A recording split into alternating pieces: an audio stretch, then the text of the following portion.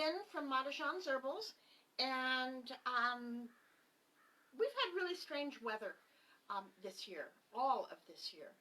And so while this is a topic that I would normally talk about closer to fall and winter, I'm going to talk about it today instead. And it's talking about power outages and how to be prepared for power outages. So we're going to talk about light, heat, and cooking. I've got a lot of fun stories to share with you, and some rather strange ones as well. So have a seat and let's get started. So the first line of defense for me for a power outage is my flashlight. I've got flashlights strategically stashed around my entire house so that if the power goes out, I have immediate flashlights. Now, personally, I don't always have my phone with me. So if you have a flashlight on your phone and you have it with you all the time, then you're covered. But I typically don't. So so I stash them around. Now, what I do every year in August, generally when you start seeing the back to school ads on TV, I go to the dollar store and I buy $10 worth of batteries. Now, I know there's a lot of people that think that the batteries there are closer to their pull date, and so they don't last as long as ones that you get from the hardware store or wherever it is that you buy your batteries. But I will tell you, for me, that they last just fine. I think that you get so many more batteries that even if you're going through them a little bit faster, you are still, long term, you're still getting more batteries for your dollar. So I've got a drawer right over here on my Welsh cabinet that is filled with nothing but batteries, and I'm actually in pretty good shape right now with batteries, so when August comes, I probably won't get a whole lot. I'll probably get some C's and D's, because I've got plenty of the smaller batteries. Next line of defense are candles. Now, candles can be used as a heat source as well as used as a light source. And when I'm talking power outages, I'm talking those power outages that are 3 to 5 days long. I mean, you know, when we have a really bad snowstorm, or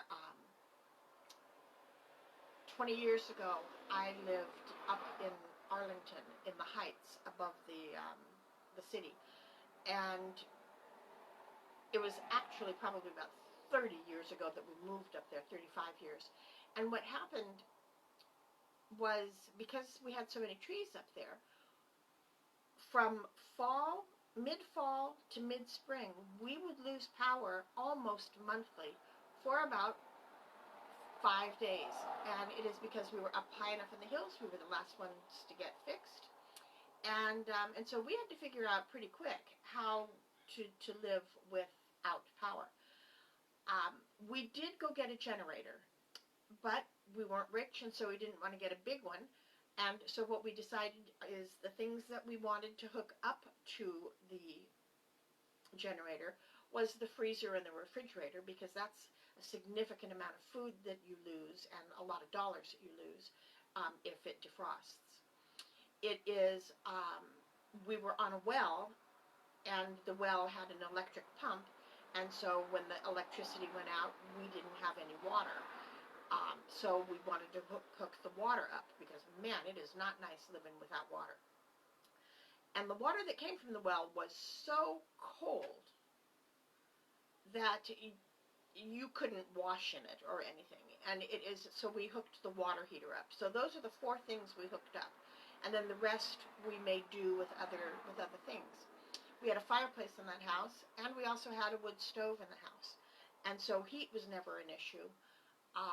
And cooking wasn't an issue either, because I could cook on the top of the wood stove. It is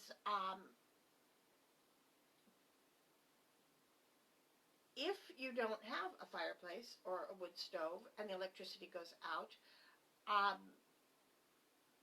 you have to have some other plans in place. So candles are obviously a good idea. Now, what I have found is if you light enough candles, it actually will warm up the room.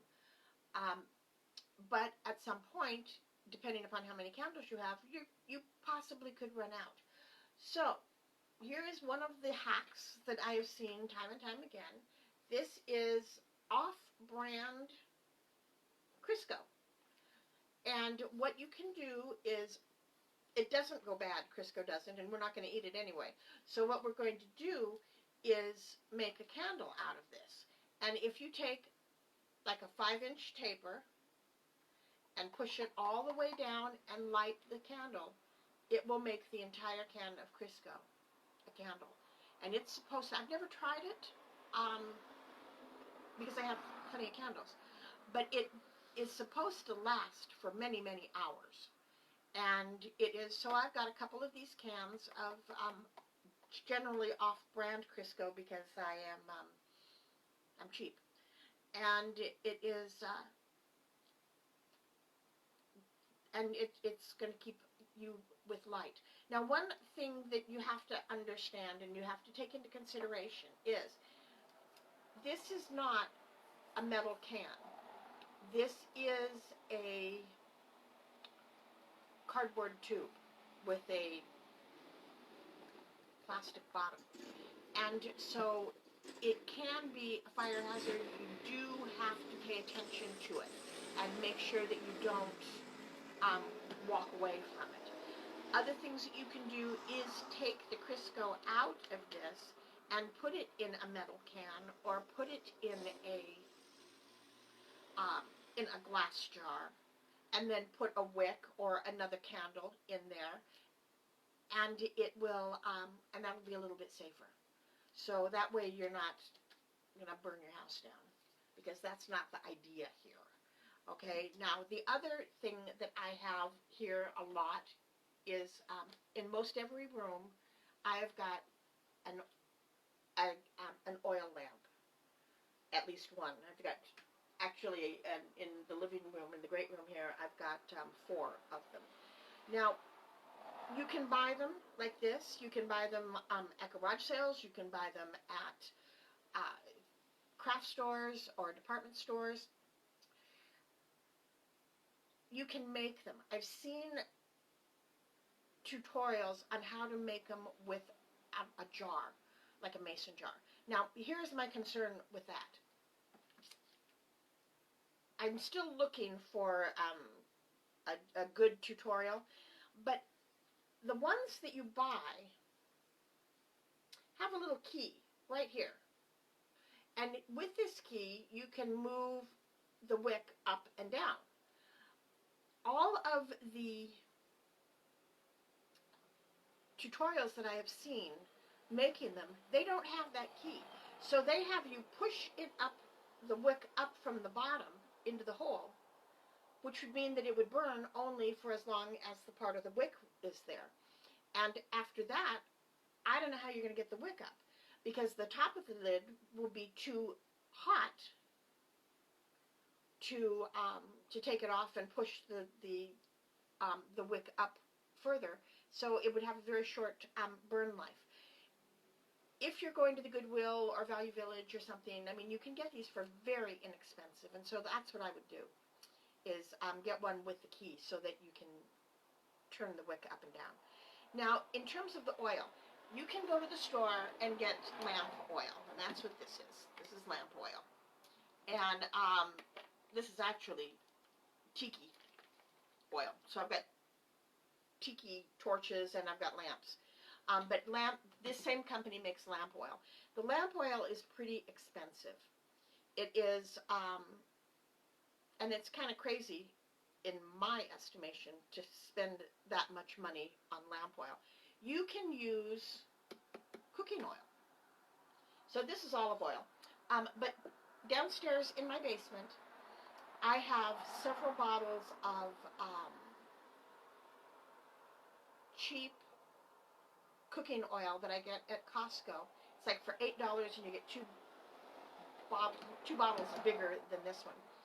And it is, and I don't use it for cooking. I think it's canola oil, and I simply use it, have it for my lamps. And so when I go to Costco, you know, typically I'll pick up a toilet paper, and I'll pick up a paper towel, and then I'll pick up the cooking oil. And so I don't go out and buy a million pounds of it all at one time. Just each time I go, I pick it up. Now the other thing that you can do, which is pretty amazing, is used cooking oil. So if you deep fry, it is, and yeah, I make French fries that way, and I make fried chicken this way. When you're changing the oil in your deep fryer, put it through a sieve or put it through a coffee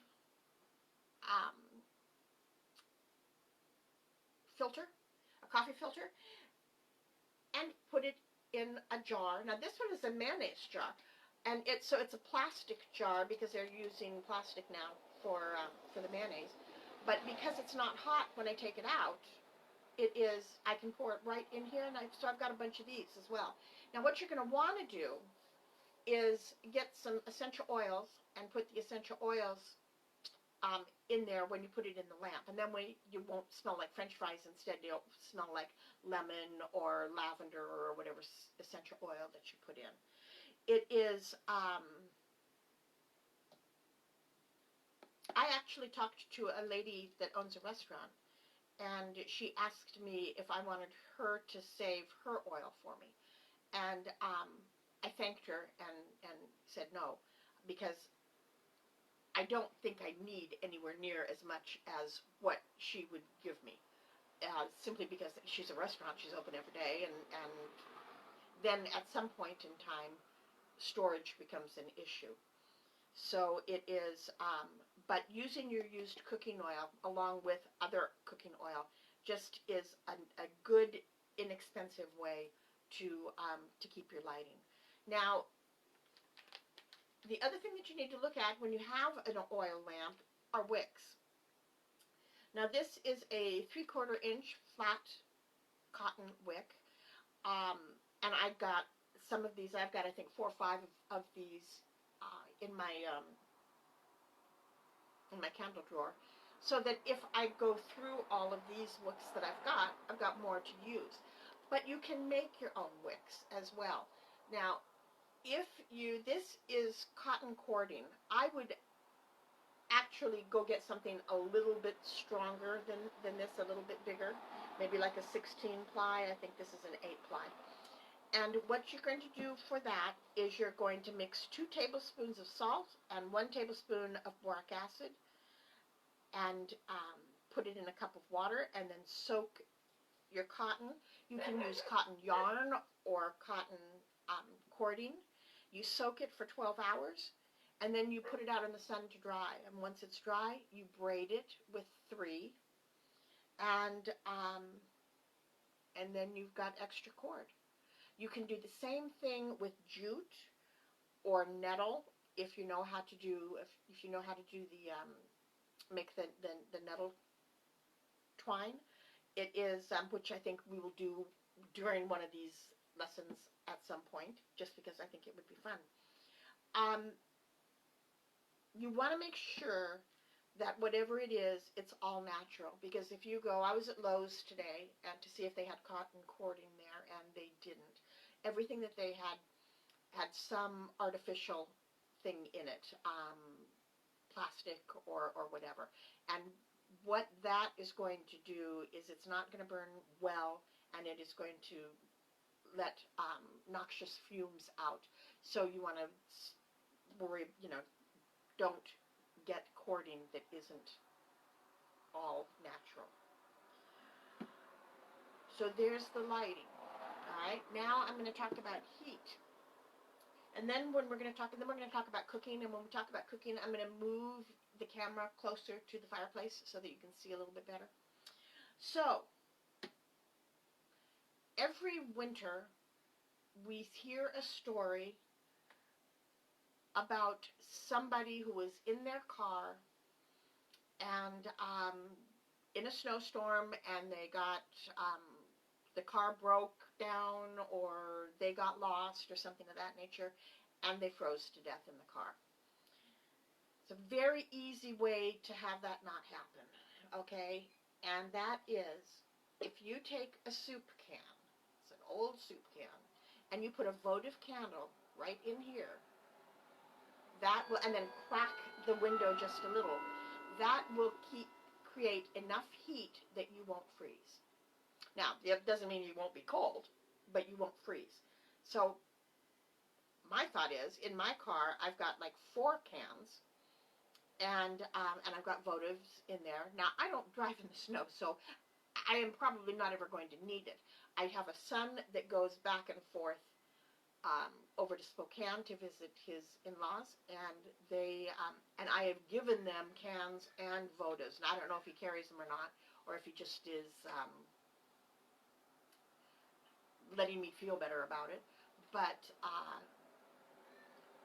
that would, I mean, for the cost of an empty can and a votive, it's kind of sad that those people get in trouble like that. Things that you want to do when the heat goes off, right off the top, is close off all of the unused rooms. So I've got a basement and I've got an upstairs, and they both have doors on them.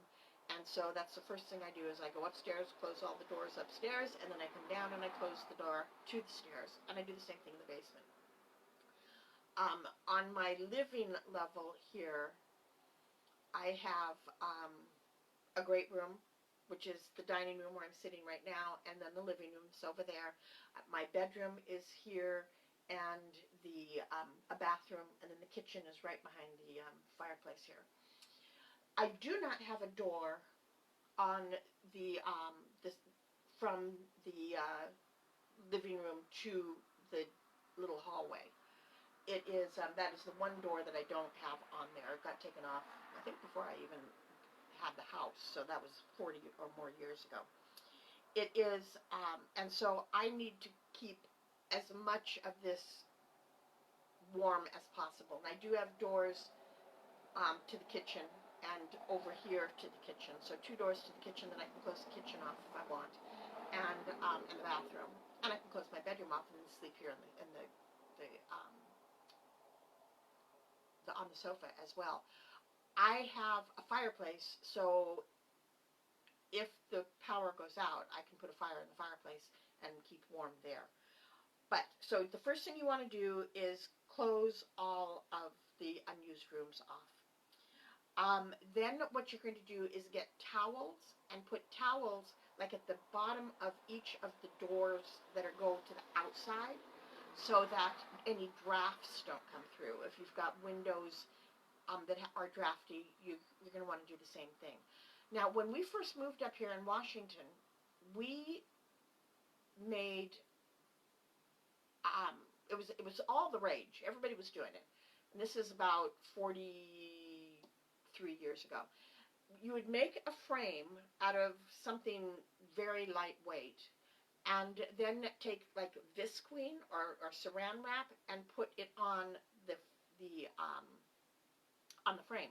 And then the frames would be to match your windows, and then you would put them on the windows. And that created like a double pane window.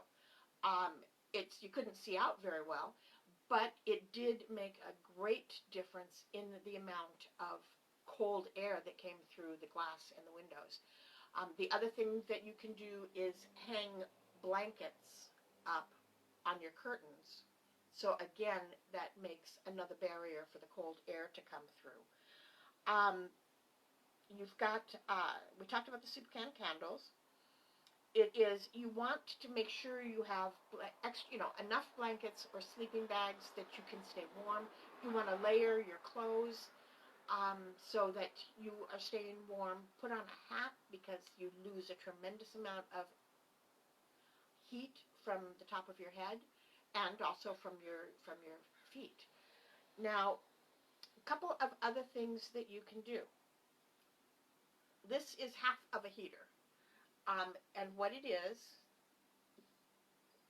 is a little terracotta plate, and you're going to get another can and put a candle in there.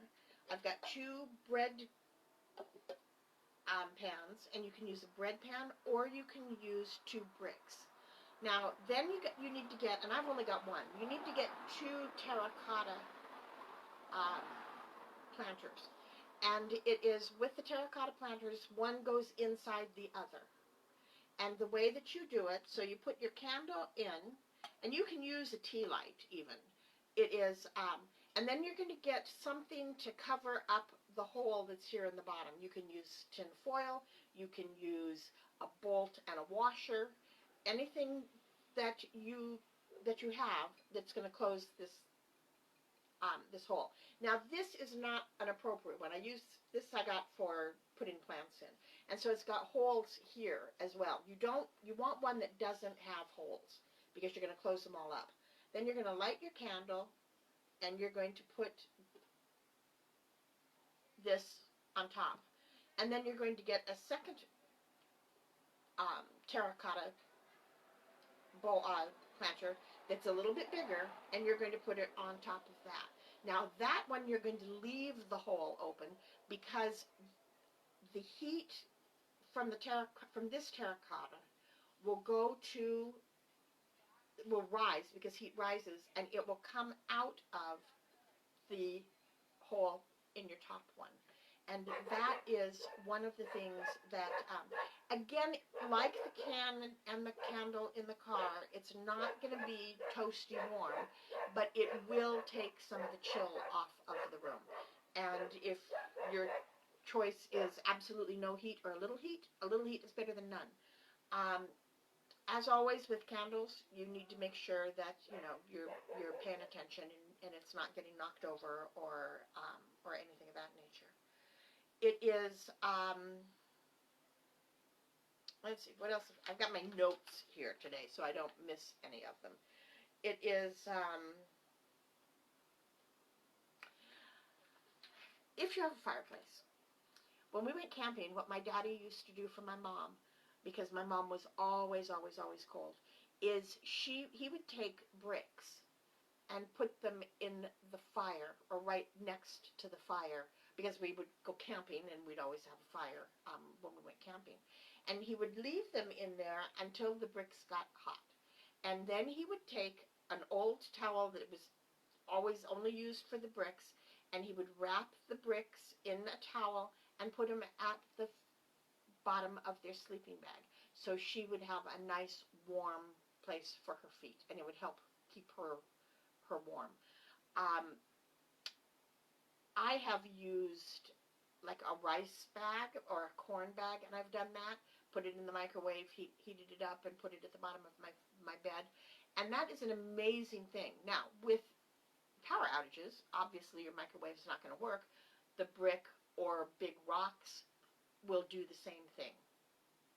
And actually, even if you put some big rocks in your fireplace, it would hold the heat as well. And after the fire goes out, it would still be producing some of the heat. So that's something that you can give some thought to. Now, the thing that you need to recognize is there are camping heaters. Some of them are propane, and they don't run off of electricity. They run off of the propane. But you have to make sure, if you're going to go look for one of those, make sure that it is licensed and rated for indoor use. Because again, when we have power outages, we always hear about some family who died because they were using their propane barbecue in the kitchen to cook. They were using a propane heater that was not meant for being inside. Be careful, okay? It is, you need to use a little bit of common sense in terms of what you're going to use so you don't get hurt. All right? Now, moving on to cooking. So I'm going to show you a couple things first, and then we're going to move a little bit closer to the fireplace. So right off the top, you can barbecue outside. I've got a barbecue on my front porch, so I can stand out there for 2 seconds, put meat on it, and bring it back in.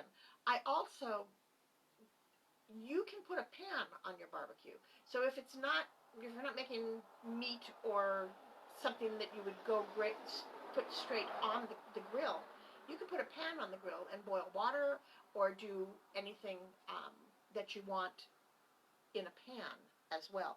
So I mean, that pretty much everybody I know has a barbecue, and so that is going to be one of the safest ways to cook. Making sure you do it outside. Don't try to bring it inside. Okay, now you can cook on in your fireplace as well.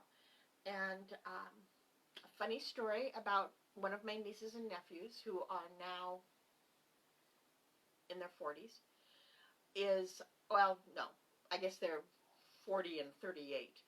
And it is, my mom and dad came up for a vacation to visit us, and they brought my niece and nephew.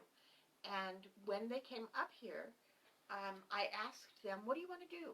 You know, while you're here, is there something that in particular that you would like to do? And they said, oh yes, we want to make hot dogs and s'mores in your fireplace. I guess my kids had talked to them about that's what, that occasionally we would do that. Well, they came up in August, and it was like, oh, good gravy.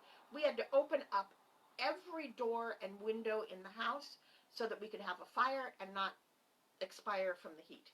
But they got to roast their hot dogs in the fireplace, and they thought that was just the most fun thing that they'd ever done. And I had to laugh because my sister had a fireplace, but for whatever reason, that was not something that she ever did. So that was kind of fun. So we've got the sticks to do that. I've also got some other newfangled sticks. Now, I like to cook with cast iron, most particularly if I'm cooking in the fireplace. So there's a couple of different kinds of cast iron pans. This is a Dutch oven. You know it's a Dutch oven because it has no feet. It's a flat Dutch oven. And this is one that typically you would put on a crane inside. And we're going to show you the crane a little bit later. Now this one is a spider. This is a smaller one. And it's got 3 feet on the bottom. So it's lifted up off the ground. It also has a flat lid. So this one I can actually put in the coals on the fireplace and put coals on top, and we can bake in this.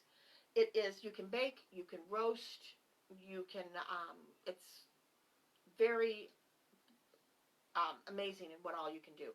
I personally, in the spiders, I cook potatoes.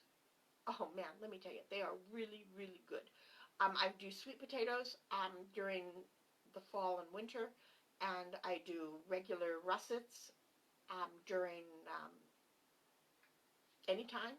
And all I do is I give them a rub with some olive oil, stab them a couple times with a fork, throw them in the pan, put a little bit of salt, and then throw the pot in the coals.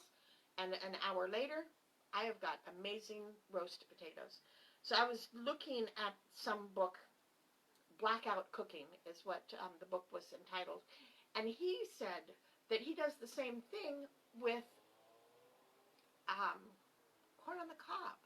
And I was sitting there going, I want corn on the cob. So that's one of the next things. The next fire I have, we're doing corn on the cob in the, maybe what I'll do is corn on the cob and a potato and have those. It is, I've also baked bread in a spider like this, where I put it, again, you let it raise, you do the whole thing, and then you just put it in there. Now it takes, if you're cooking with cast iron in a fire, you have to get to the point of knowing how long it needs to cook. It is It takes longer to cook in the fireplace than it would in an oven.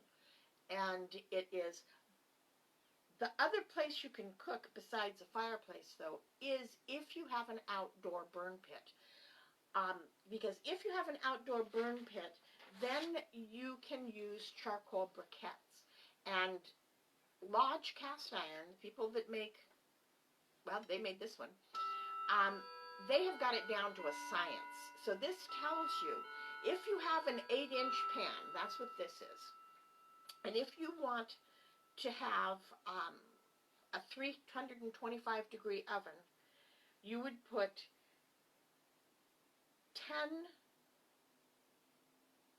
coals on the bottom and 5 on the top. And that's going to get you up to 325. And it goes all the way down here. And if anybody wants this, let me know, and I will post it on the end of this tomorrow. But it goes all the way if you have an 8-inch, a 10-inch, a 12-inch, a 14-inch, and anywhere from 325 to 450. It is, when we went camping a couple weekends ago, we made an apple crisp, or we made it with pears because we like pears better, in the in a spider that was much bigger than this, because my family is much bigger than this, and in the fire circle that we had, and it was amazing. It was very easy to do. It was great, and I think that will be probably one of our repeat breakfasts for a real long time. It is it's a pretty easy way to cook. It is, and so that works out well. Now, close your eyes, because the last time I moved the camera, everybody said, oh, I got seasick. So I'm going to go ahead and move the camera, so try not to get seasick.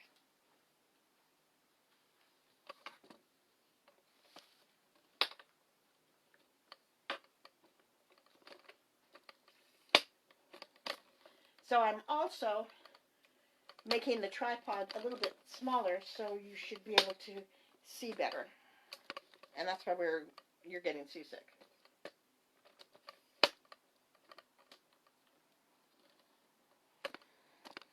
Okay. So this is my fireplace. Now, if you look, this right here is a crane. And so I've got a kettle hanging on it, and the kettle is filled with, can be filled with water, juice, or whatever, and then put here, and when the fire is on, can you see that?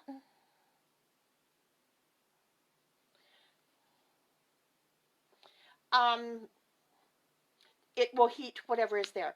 Now the Dutch oven, that's where I would put the Dutch oven, is on the crane as well. I've got a bunch of ashes here that I need to clear up, and generally I put the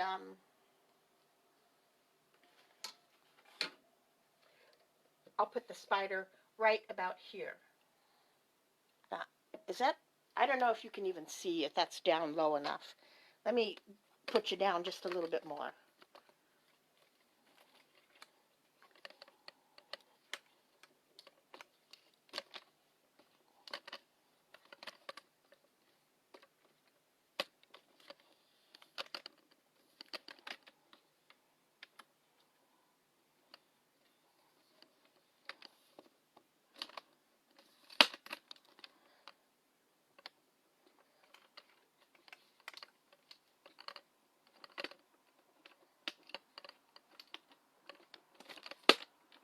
Having a little bit of trouble with this. Okay. There we go. So this is the crane that's right there. Now, not only do I have sticks for hot dogs, this one is a sandwich maker. Put it here. So you can make the sandwich and put it over the fire and have sandwiches or French toast or anything of that nature. I've also got, which is more important to me, is the popcorn maker. So that one comes in and you do the same thing. So this went camping with us last time, and we had popcorn as well. Now, this, my mom called this right here a Gypsy Stove. It is a stovetop. It is made out of cast iron, and you can move this into the fireplace and put the coals or a little tiny fire underneath, and then you can put pans on here. This is for bacon, so you put the bacon on and then put that on it, and it doesn't shrink and doesn't move all around. It is, I like to cook in my fireplace just to keep my hand in sometimes, and it's a lot of fun.